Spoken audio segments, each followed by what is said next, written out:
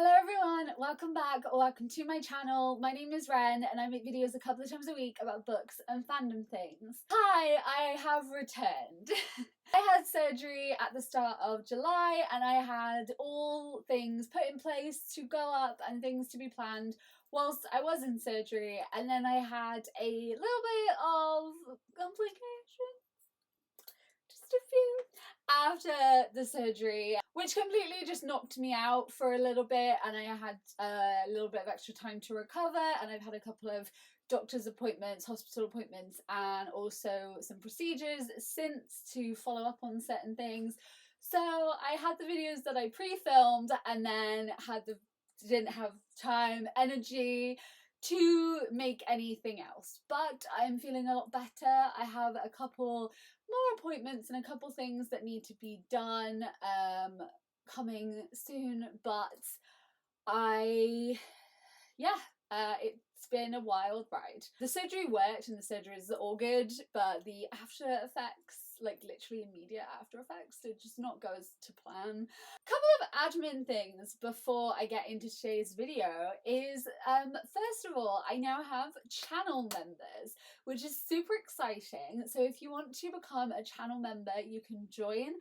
Down below you get sneak peeks to the videos, you get the videos earlier than everyone else, you can have special emojis in the chat, we have a little discussion board on there on my channel where just channel members can discuss, which I think is super fun. So if you want to become a channel member, all the information for everything and all of the perks that you get will be down below as well, where you can click to join. It's by the subscribe button. I also now have a Discord for books and book discussions, which I think would be really cool for there to be a little Discord board for us to talk about the books we're currently reading and book recommendations, which I think would be super fun, and I will pop in and out as well and chat, so that will be in the description. And then finally, I am starting a series on my blog called A Full Set of Observations. Now, a full set of observations comes from the fact that when you go into the hospital, whether it is the pre-op, just an appointment, if you go to A&E, the emergency room, a lot of the time you will have a full set of observations, which is blood pressure, oxygen, temperature. You might do an ECG, also may have bloods taken. I am a very active person when it comes to going to the hospital. Unfortunately, I wish I wasn't, but I am. So that is where the title comes from, and this is a blog post series which will have videos accompanying them, but it's a blog post series all about my journey with being chronically ill, and that starting when I was in my 20s, well, 19, but mainly like 20. I'm now 26. I spent the first 6 years of my 20s in and out of the hospital, and it's been a really hard time, and to be honest, I think it's important to talk about. So I have a series called A Full Set of Observations. It'll be on my blog and it'll be super exciting, and I'm really excited to share these things with you because it's been a few years and I do talk about some things on here, but I think that it's really important, if you feel comfortable, to be open about things and share stories so that people that are going through similar things feel a little bit less alone. So that is on my website, which I will link also down below, runontheroad.com. Those are the admin things. Lots of things have happened since I had surgery in regards to my online presence, but I hope that you guys enjoy all of those things.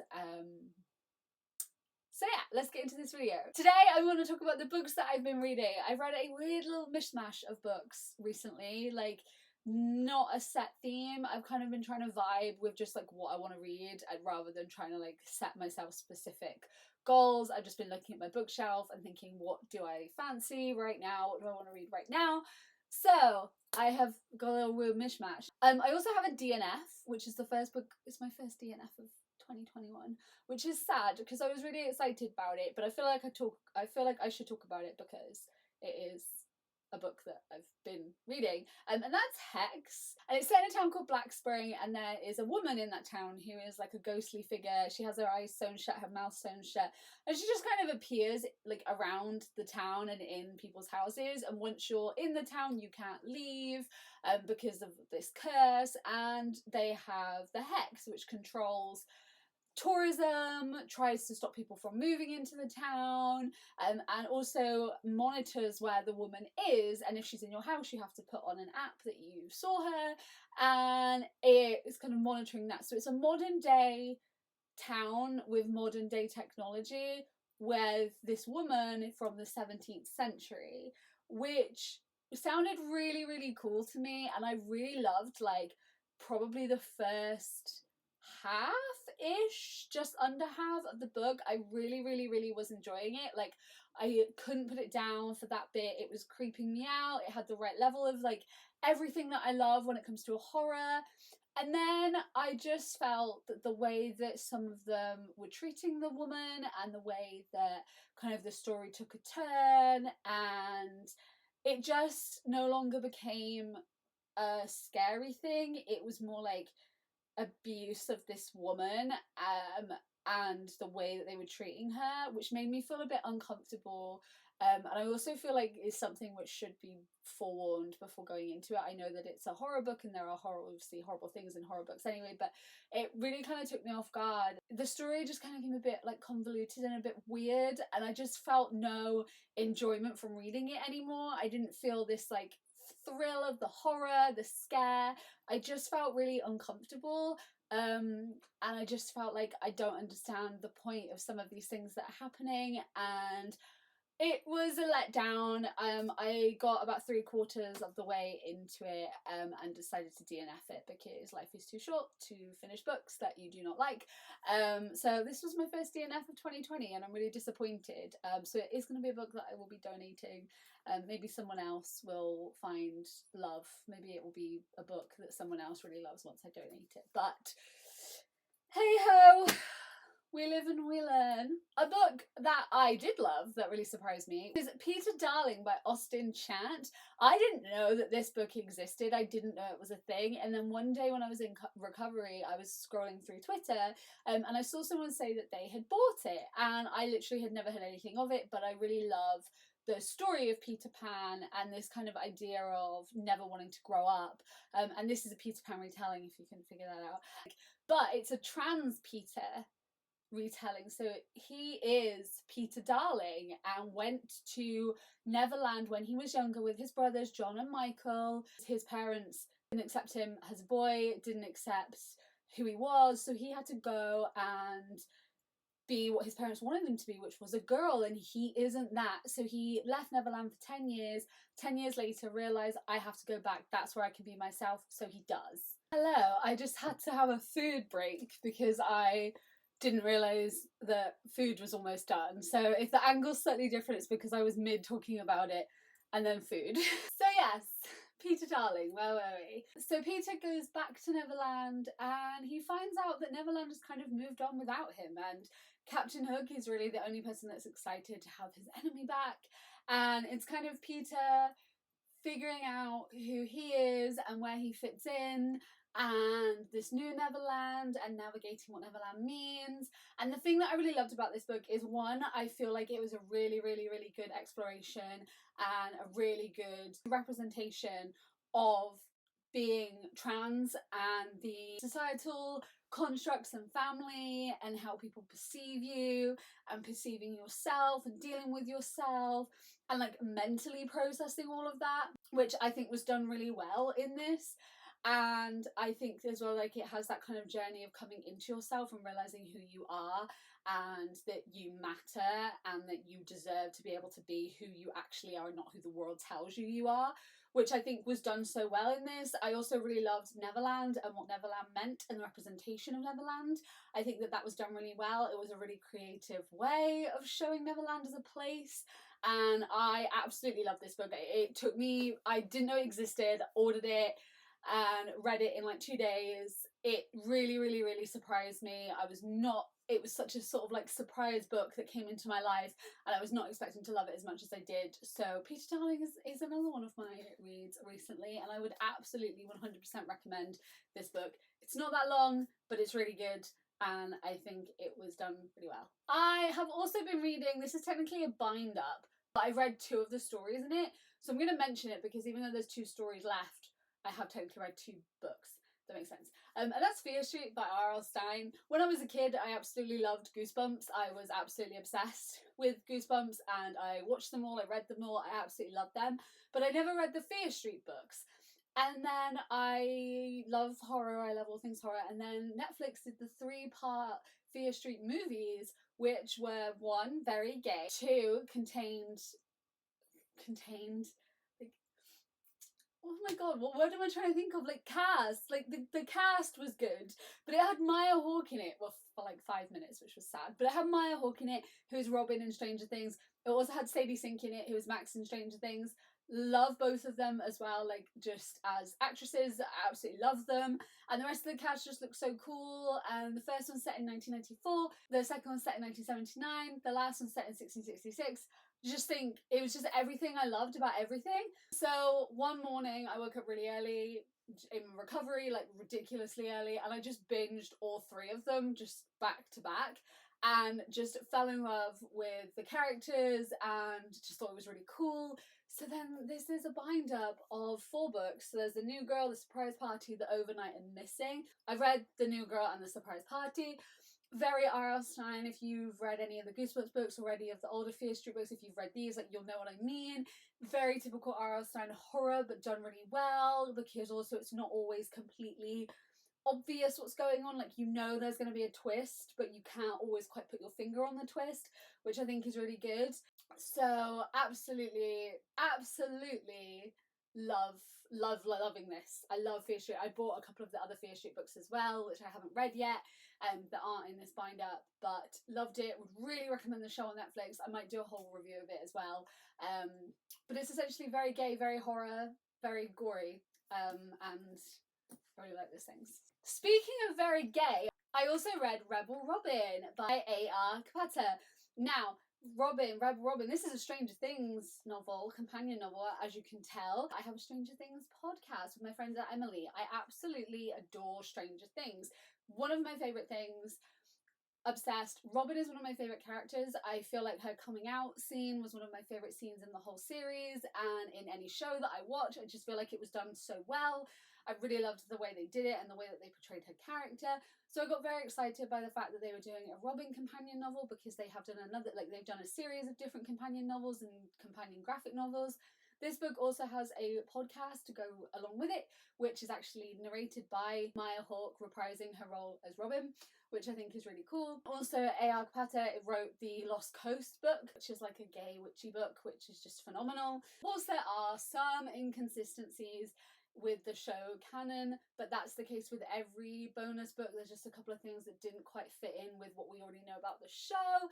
I did really like this book. I feel like it was done really well. I feel like it was a really good exploration of her character. This is set in 1983, so literally in this book you see the, like, effects of Will going missing and Barb going missing, and Robin actually used to be friends with Barb, and you get to see lots of, like, different things in her opinion and her kind of coming into herself and realising who she is. And I just think it was done really well. It's one of my favourite Stranger Things ones. My favourite one still, I think, is Darkness on the Edge of Town, which is the Hopper one, but this is definitely a very close second. I just feel like it was done really well, and I love seeing more of Robin's character, and I'm so excited to see more of her character again in season 4. If you want to know more about my thoughts on Rebel Robin, we will be having a podcast episode soon where we talk about it in detail. We have reviewed all the other ones and also the comic books if you want to go find out our thoughts on those ones, but there will be a review of this on the podcast very soon. So speaking of Stranger Things, one of the original kind of influences of Stranger Things is House of Stairs by William Slater. So there are lots of different types of media that inspired Stranger Things as a form of art. Like, there were lots of things that went into it. Obviously the 80s is a massive influence. It's set in the 80s. So many 80s films and TV shows and attitudes are obviously in the show, and the kids also use a lot of other forms of media to show what is going on and what's happening to them. You know, with D&D is very big in it. They use the Demogorgon and the Mind Flayer as the way to describe the creatures in the show which are not actually the Demogorgon and the Mind Flayer, but that's what they use to do it. They call the one road Mirkwood when it's not actually called Mirkwood, but they use references from Lord of the Rings. So there are lots of different forms of cinema and books and everything that have inspired Stranger Things. One of those is House of Stairs, which does kind of focus on mind control. And it's 5 teenagers and they get sent to a house, and the house is kind of not like a normal house. It's literally just like never-ending stairs and different windy stairs. They're brought to the house one by one, and the stairs don't lead anywhere except if they do go somewhere to this big machine, and they kind of have to learn to love this machine. And it's a very interesting form of like looking at like mind control and psychological aspects, and I can definitely see why it was an influence. I got this so we could talk about it on the podcast as well, because we do a whole thing about like stranger influences and themes. So we will also be talking about this one, but I thought it was really interesting. It is a book I hadn't heard of before, and it's a really short one as well. It came out in the 70s, but I just think it was a really interesting psychological mind-bendy thriller book. And finally, the last book that I read recently was You Don't Know Everything, Jilly P. This is by Alex Gino. Alex Gino wrote Melissa's Story and Rick, which are 2 books that I talk about quite a lot on this channel. Absolutely love them, feel like they are phenomenal, and I got really excited when I found out about this book because this book focuses on Jilly, who thinks that she kind of knows everything and she's kind of figured out life, but then her little sister Emma is born deaf and she realises there's lots of things she doesn't know. She makes a connection with Derek, who is fluent in American Sign Language, and it's kind of dealing with like the attitudes with people being deaf, and then the kind of like learning to adapt your life. And I think the thing that's really important is that people that aren't deaf, like hearing people whose hearing is fine, people who are completely able-bodied, people who do not deal with these things, you're inherently like, you don't realise the limits that the world puts on those people unless it affects you as well. I am deaf. I have hearing aids in both ears. I have congenital hearing loss. It's been there since I was born. Didn't know it was there since I was born because I was able to partially hear and could hear things, so it was never like massively picked up on until it got worse and worse and worse. But I have a hearing aid in both ears, but also like I didn't start using a walking stick with all of my conditions until I was like 24, and all of these things where when I lived my life before I got poorly, I wasn't aware of like how inherently like ableist the world is sometimes, and I feel like it's something which people are not always aware of if it doesn't affect you, and I feel like this had a good like exploration of that. And also Jilly kind of wanting to ask for help but not knowing where to ask for it and not knowing like how to talk about these things. Like it's also realising that you're going to make mistakes but kind of owning up for those mistakes and apologising and figuring out what to do to make that right. And I just felt it was a really, really good exploration. I got really excited when I found out that it explored being deaf and deafness.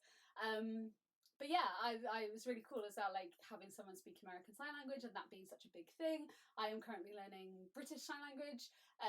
So yeah, I just thought this was really cool. I really liked it. As per usual, Alex Gino, phenomenal writing, really good storytelling, and really important storytelling as well. So yes, those are the books that I have been reading recently. I would love to know if you guys have read any of these, what you thought about them. Are you planning on reading any of them? Let's all discuss either in the comments or on the Discord, which is super exciting. So all of that information, like I said at the beginning, will be in the description. If you guys are new here, like I said, I make videos a couple of times a week about books and fandom things, so if you want to stick around and join us, feel free to hit that subscribe button and the little notification bell. And as usual, all the links to my other social medias and my Stranger Things podcast is in the description down below as well. Thank you guys for watching. I hope you're doing really, really, really, really well, and I will see you next time. Goodbye!